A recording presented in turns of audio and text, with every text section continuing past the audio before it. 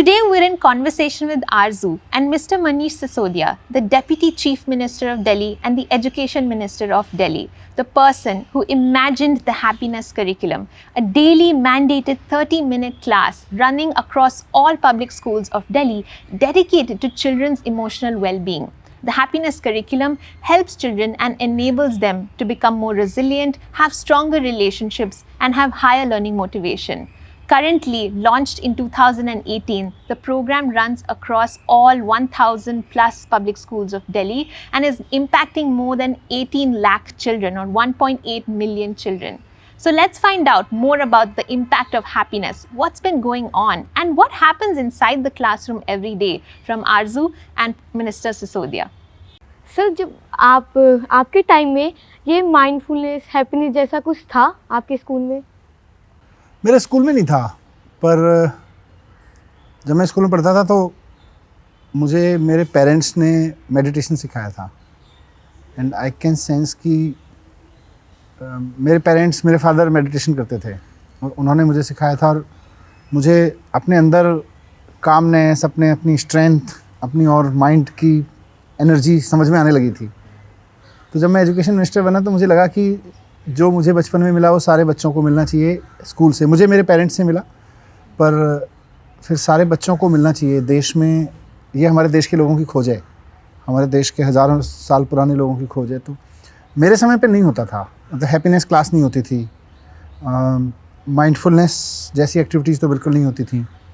नैतिक शिक्षा करके एक होती थी, मोरल स्टोरीज़ उसमें एक प्रॉब्लम होती थी, उसमें प्रीचिंग बहुत होती थी कि आपको अच्छा होना चाहिए, आपको सच बोलना चाहिए, आपको लड़ना नहीं चाहिए। पर ये तो कह दिया कि लड़ना नहीं चाहिए, पर जब भाई कुछ गड़बड़ कर देता है तो गुस्सा तो आ ही जाता है, लड़ाई तो हो ही जाती है। पर जब आप माइंडफुलनेस करते हो, जब आप हैप्पीनेस की तरह से अपने माइंड का, अपने थॉट्स का पूरा ऑपरेशन करके देखते हो, तब लगता है कि फिर गुस्सा नहीं आता। आप सोचो कि ऐसे ही गुस्सा नहीं आएगा, आपने कह दिया कि गुस्सा नहीं करना चाहिए, गुस्सा नहीं आएगा, ये तो होने वाला नहीं है। आदमी है यार, हम इंसान है। तो इसीलिए मुझे लगा कि प्रीचिंग से काम नहीं चलेगा, मोरल स्टोरीज़ को खाली रटा दो और उनसे 4 क्वेश्चन पूछ लो, उससे काम नहीं चलेगा। नीचे उतरना पड़ेगा, माइंड के साइंस पे उतरना पड़ेगा। तो हैप्पीनेस में हमने ये किया। और आपको क्यों लगा कि ये हम लोगों के लिए क्यों ज़रूरत है, हैप्पीनेस क्यों ज़रूरी है हम लोगों के लिए? इतने सारे अच्छे प्यारे प्यारे बच्चे मैं देखता हूँ स्कूलों में, आप जैसे इतने सारे बच्चे दिखाई देते हैं वहाँ पे, और फिर लगता है कितने प्यारे हैं, कितने खिलखिलाते हुए बच्चे रहते हैं, ब्राइट हैं, ब्रिलियंट हैं। लेकिन फिर मैं देखता हूँ कि ये बड़े होके मन में कूड़ा भर जाता है ना, हेट्रेट भर जाती है, टेंशन में रहते हैं, जॉब की टेंशन, आपस के प्रमोशन की टेंशन, नौकरी की टेंशन, बिजनेस की टेंशन, घर की टेंशन। तो और फिर झगड़े हैं, इतने सारे जाति के झगड़े हैं, धर्म के झगड़े हैं। मुझे अच्छा नहीं लगता था, वायलेंस है।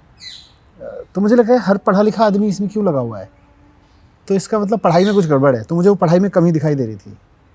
तो हमने सोचा कि हैप्पीनेस क्लास शुरू करने से, साइंस पढ़ाने से हम अच्छा साइंटिस्ट दे रहे हैं, इंजीनियरिंग पढ़ाने से हम अच्छा इंजीनियर दे रहे हैं, लेकिन आदमी हैप्पी नहीं है। हैप्पी इंजीनियर चाहिए, हैप्पी साइंटिस्ट चाहिए, इसलिए किया। और आपके माइंड में ये आइडिया कहाँ से आया हैप्पीनेस स्टार्ट करने के लिए? मैं बहुत सारे लोगों को देखता हूँ ना कि दलाई लामा साहब मेरे इंस्पिरेशन हैं, गांधी जी, भगत सिंह जैसे लोग। हमेशा सोचो 23 साल का एक लड़का, जब लोग अपना कैरियर सोच रहे होते हैं, वो देश के लिए लड़ रहा था और खुशी खुशी लड़ रहा था, जान दे दी उसने अपने देश के लिए। तो खुशी में देता है आदमी जान, वो खुशी अंदर से होती है।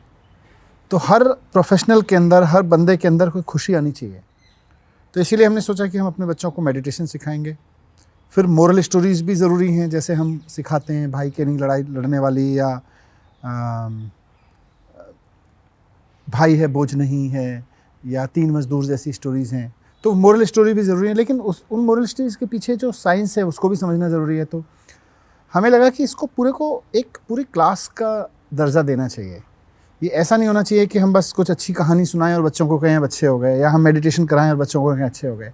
बच्चा, उसके मन में क्या चल रहा है, उसके अंदर क्या घटना घट रही है, उसके अंदर क्या रिएक्शंस आ रहे हैं, उन सबको देखे, ऑब्जर्व करे। तो इसलिए हमने सोचा इसको हैप्पीनेस क्लास बोलते हैं। और आज हैप्पीनेस क्लास पूरे देश में, पूरी दुनिया में पॉपुलर हो रही है, मुझे खुशी है। और रिचा दी, आप सर से कैसे मिले और आप दोनों ने मिलकर इस कार्यक्रम को कैसे आगे बढ़ाया? थैंक यू आरजू। तो 2017 में एक बहुत ही अनोखा पब्लिक सर्कुलर न्यूज़पेपर में निकला एक था। एडवर्टीजमेंट निकाला था हम लोगों ने न्यूज़पेपर में। जी, जो बहुत ही यूनिक था, क्योंकि यूजुअली पब्लिक सर्कुलर्स में टेंडर्स और ये सब चीज़ें निकलती हैं, और एक सर्कुलर निकला था, एक ऐड निकला था जिसमें ये लिखा था कि एक हैप्पीनेस करिकुलम है, हमें बच्चों को स्ट्रेस फ्री कैसे रह सकते हैं, क्रिटिकल थिंकिंग कैसे सिखा सकते हैं, अच्छे रिलेशनशिप्स कैसे बन सकते हैं, इन सब के बारे में बातचीत करनी है। तो उस समय मैं अपनी संस्था चला रही थी लभ्य, और हमने कहा कि कुछ मिलता जुलता तो कर रहे हैं, हम बहुत छोटे थे, बट हमें लगा कि चलिए देखते हैं कि क्या कर सकते हैं, और हमने अप्लाई किया। और फिर हमें पता चला कि करीब 1800 प्रपोजल्स और इनविटेशंस में से करीब 13 ऑर्गेनाइजेशंस को शॉर्टलिस्ट किया गया था, उनमें से हम भी एक थे थैंकफुली, जो इस पे कुछ आसपास बात कर रहे थे, social emotional well being, life skills पर।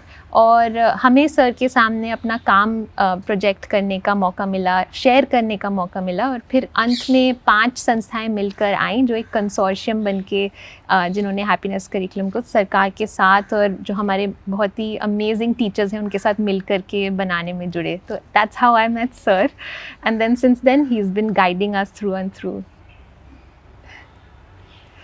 Okay, I think that's. So you want to share anything? No, I remember all those things. बहुत सारे लोग ना अच्छा काम कर रहे हैं देश में, पर वो इंडिविजुअल्स हैं, छोटे छोटे ग्रुप हैं, उनकी अपनी लिमिटेशंस हैं।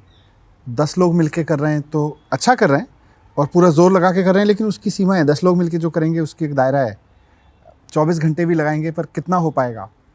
अब सोचो हमारे पास 18 लाख बच्चे हैं स्कूलों में, और दिल्ली में, पूरे देश में देखें तो करोड़ों बच्चे हैं स्कूलों में पढ़ते हैं।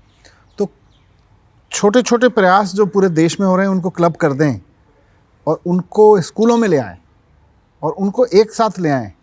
तो ये मेरा काम था। अच्छा काम करना इनका काम था, अच्छे काम को स्कूल तक लाना मेरा काम था, आप तक लाना मेरा काम था। Thank you sir. एक सवाल है कि why every day and why all schools? देखो, स्कूल में एक होती है कुछ हमारी विशफुल थिंकिंग्स होती हैं पढ़ाने में, और कुछ हमारी मेन कोर्स होते हैं। तो फिज़िक्स मेन कोर्स होगा, केमिस्ट्री, मैथमेटिक्स, लैंग्वेज, ह्यूमैनिटी के और जो सब्जेक्ट हैं, हिस्ट्री को जानना समझना, ज्योग्राफी को, ये सब मेन कोर्स हैं। पर हैप्पीनेस मेन कोर्स क्यों नहीं है भाई? हैप्पीनेस साइड कोर्स कैसे होगा? तो जबकि हम जिसको भी चाहें, चाहे कोई IAS अफसर बने, चाहे बिजनेसमैन बने, चाहे वकील बने, पत्रकार बने, लेकिन हर एक आदमी को हैप्पी होना चाहिए। इंजीनियर, डॉक्टर बने, उसको हैप्पी होना चाहिए। तो हैप्पीनेस तो सब में कॉमन है, कॉमन रिक्वायर्ड है। तो अगर हम इतने स्केल पे नहीं करेंगे, अगर हमको लग रहा है कि रोज़ाना साइंस नहीं पढ़ाई तो साइंटिस्ट नहीं बनेगा, अगर हमने रोज़ाना हिस्ट्री नहीं पढ़ाई तो उसको हिस्ट्री की पूरी समझ नहीं बनेगी, तो रोज़ाना हैप्पीनेस नहीं पढ़ाएंगे ना, तो ज़िंदगी में हैप्पीनेस भी नहीं समझ में आएगा। Thank you for sharing that. और एक और अब हैप्पीनेस करिकुलम को 4 साल होने वाले हैं इस साल। What is the future? How do you see this shaping up? And more importantly, how do you look at the assessment of such a mindset driven program? Future तो यह है कि हर बच्चा अब हैप्पीनेस का एम्बेसडर बने, क्योंकि उसको स्कूल में हैप्पीनेस की क्लास दी जा रही है, रोज़ाना वो हैप्पीनेस सीख रहा है। तो जैसे मतलब मैं हर चीज़ को साइंस के साथ कोरिलेट करता हूँ। एक बार जब बच्चा समझ लेता है कि ये जो है हमारा कुछ बॉडी है या जो भी सॉलिड हम अपने आसपास देखते हैं, वो अल्टीमेटली मतलब छोटे छोटे एटम्स में है, इलेक्ट्रॉन, न्यूट्रॉन, प्रोटॉन में, जितना भी वो जान पाता है उतना, तो उसको फिर कोई ये नहीं समझा सकता कि ये सब एक है। सब समझ जाएगा, छोटे छोटे टुकड़े और टुकड़े के टुकड़े हो सकते हैं। वो किसी को भी समझा सकता है, पढ़े लिखे को या अनपढ़ को। तो वैसे ही मैं चाहता हूँ कि हैप्पीनेस को भी हमारा हर एक बच्चा समझे, और घर में जाके माँ बाप को, घर में जाके अपने फैमिली के और मेंबर्स को, अपने अड़ोसी पड़ोस सबको समझाए कि देखो हम कहाँ गलत कर रहे हैं, हमारी सोच कहाँ गलत है, हमारे रिएक्शंस कहाँ गलत हैं, हमारे इमोशंस कैसे गलत दिशा में चले जाते हैं। तो ये सारी चीज़ें आप सोच के देखिए कि गवर्नमेंट स्कूलों के 18 लाख बच्चे हैं। अगर ये 18 लाख बच्चे सोसाइटी में एम्बेसडर का काम करने लगे, हैप्पीनेस एम्बेसडर का काम करने लगे, तो कितना कमाल हो जाएगा। आपने इसके बारे में पूछा, इवैल्यूएशन इसका, कि भाई इसको कैसे समझें कि ये ठीक चल रहा है कि नहीं चल रहा। कुल मिला के इवैल्यूएशन का ये है। 2 साल पूरी दुनिया ने पेंडेमिक देखा है और दिल्ली तो वन ऑफ द वर्स्ट मतलब अफेक्टेड एरियाज़ में से रहा है। 2 साल अपने आप में टेस्ट पीरियड ही था। इसका टेस्ट आप हैप्पीनेस का किसी 3 घंटे के एग्ज़ाम में बिठा के नहीं ले सकते। कोविड की महामारी के समय में बच्चे जब घर में बैठे, उस वक्त उन्होंने कैसे बिहेव किया, अपनी एंग्जाइटी से कैसे निकले, अपने घर में के वातावरण में कैसे कोप अप किया, पढ़ाई को, स्ट्रेस को, बहुत सारे परिवारों में बहुत स्ट्रेस के घटनाएं घटी, उन सब को कैसे उन्होंने कोप अप किया, ये उसका रियल टेस्ट था। And I am proud to say कि जिन बच्चों ने हैप्पीनेस की क्लास की थी, उन बच्चों ने अपनी फैमिली में बहुत अच्छे से बिहेव किया।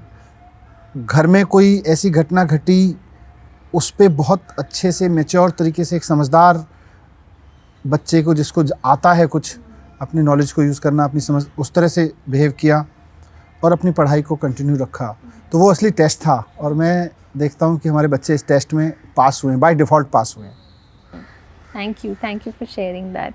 आप आरजू से कोई सवाल पूछना चाहेंगे? आपके क्वेश्चन से रिलेटेड ही है कि जब आप अभी 2 साल सब सारे बच्चों के लिए बड़ा मुश्किल रहा है, सब लोगों को घर पे बैठना पड़ा, घर में भी कुछ ना कुछ, किसी की जॉब छूटी या छूट सकती थी या कुछ टेंशन रही, तो हैप्पीनेस की जो क्लास आपने ली, जो स्कूल में मिलती थी या ऑनलाइन भी मिलती थी, उससे कुछ फ़ायदा मिला आपको? मतलब मुझे बहुत बच्चों ने बोला है, पर फिर भी मैं सुनना चाहता हूँ और ज़्यादा समझना चाहता हूँ, तो आपको कुछ बताना है कि आपको हैप्पीनेस क्लास से क्या फ़ायदा हुआ? जैसे अगर हमारे माइंड में किसी तरह का स्ट्रेस है और एक बार हम माइंडफुलनेस कर ले, ये स्टोरीज़ होते हैं कई तरीके के, उन्हें याद कर ले, तो कुछ ना कुछ तो फ़र्क होता है कि हमें समझ आता है कि हाँ, टेंशन है तो ये हमारी लाइफ की स्टोरीज है, ये टेंशन आना ही होता है इन्हें। और फिर हम इसे दूर खुद भी कर सकते हैं, किसी चीज़ को ज़्यादा वो नहीं लेना चाहिए। और ये माइंडफुलनेस से सभी बच्चों का बहुत ही प्रॉफिट हुआ है और मेरे को लगता है कि घर में मेरे भी फ़ायदा हुए। मेरे ब्रदर से मेरी लड़ाई नहीं होती और मैं उसको भी माइंडफुलनेस करवाती हूँ। मेरे फैमिली वाले को मैं रोज़ स्टोरीज़ बताती हूँ। स्कूल में जो हमारे एक्टिविटीज़ होते हैं वो शेयर करती हूँ और भी कई तरह की चीज़। आप अपने फैमिली मेम्बर्स को भी कराते हो? सब मान जाते हैं? इनके कहते हैं बचकानी, तुम अपनी पढ़ाई अपने स्कूल में रखो। ये जो मैंने बोला ना कि एम्बेसडर्स बन जाएं, तो चाहे स्ट्रेस के कोविड पीरियड में ही सही, लेकिन हमारे बच्चे एक्चुअली ब्रांड एम्बेसडर बने हैं, उसको कैरी करके घर ले गए हैं, घर तक उन्होंने माइंडफुलनेस, हैप्पीनेस, कोई स्टोरी, कोई एक्टिविटी लेके गए हैं। तो I think she is endorsing that. और आपकी क्या कोई फेवरेट स्टोरी या एक्टिविटी आरजू हैप्पीनेस की? हाँ, स्टोरीज़ है, वो माँ का प्यार एक स्टोरी था, वो मेरे को बहुत ही अच्छा क्या लगा। कहानी है उसमें एक बच्चा होता है, वो स्कूल से जाते हुए अपनी माँ को बोलता है कि माँ ये लो, मेरे स्कूल के अध्यापक ने ये आपके लिए दिया और उन्होंने बोला है कि ये सिर्फ अपनी मम्मी को देना।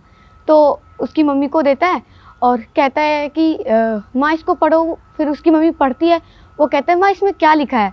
तो उसकी मम्मी बोलती है कि बेटा इसमें लिखा है कि आप पढ़ने में बहुत समझदार हो और आपको वो टीचर्स पढ़ा नहीं सकते, आप इतने अच्छे हो। वो कह रहे हैं कि या तो आप घर में खुद और अच्छे से पढ़ो और या तो फिर बहुत ही अच्छे स्कूल में जाओ। तो वो बच्चा तब से घर में बहुत अच्छे से पढ़ने लग गया। बड़े होते होते फिर एक बार उसकी जो जैसे थोड़ा बड़ा हुआ, उसकी माँ की डेथ हो गई। तो वो फिर एक बड़ा वैज्ञानिक बन गया। आज भी वो थॉमस एल्वा एडिसन के नाम से जाने जाते हैं, जिन्होंने बल्ब की खोज की थी। और फिर एक बार वो घर की साफ़ सफाई कर रहे होते हैं, तो वो अलमारी देखते हैं अपना। वो अलमारी खोलते हैं, उसमें एक चिट्ठी पड़ी होती है। वो उसको पढ़ते हैं, उसमें लिखा होता है कि आपका बेटा पढ़ने में बिल्कुल भी होशियार नहीं है, हम इसे नहीं पढ़ा सकते और आप इसको घर में ही पढ़ाओ। तो फिर वो देख के वो उसके आंखें नम हो जाते हैं। वो कहता है कि माँ, सारी दुनिया ने तो मेरे को ख़राब बना दिया था, एक आप ही थे जिन्होंने मेरा हौसला बढ़ाया। तो इसी स्टोरी से थोड़ा सा तो माँ का प्यार ऐसा ही होता है और हम किसी का कॉन्फिडेंस बढ़ाए तो वो ज़्यादा अच्छा होता है। हमें किसी का कॉन्फिडेंस तोड़ना नहीं चाहिए, बल्कि उसको आगे तक लेके जाना चाहिए, उसको बढ़ाना चाहिए। वेरी नाइस, बहुत बढ़िया। तो ये इस तरह की स्टोरीज बच्चों के माइंड पे इम्पैक्ट डालती हैं, लेकिन खाली पढ़ने से नहीं डालती, खाली सुनाने से नहीं डालती। इन स्टोरीज़ को जब हम बहुत क्लास में डेली उन पे चर्चा करते हैं, उनके इमोशंस पे चर्चा करते हैं, तब वो इम्पैक्ट डालती हैं, खाली पढ़ने भर से नहीं डालती हैं. So this is how it works.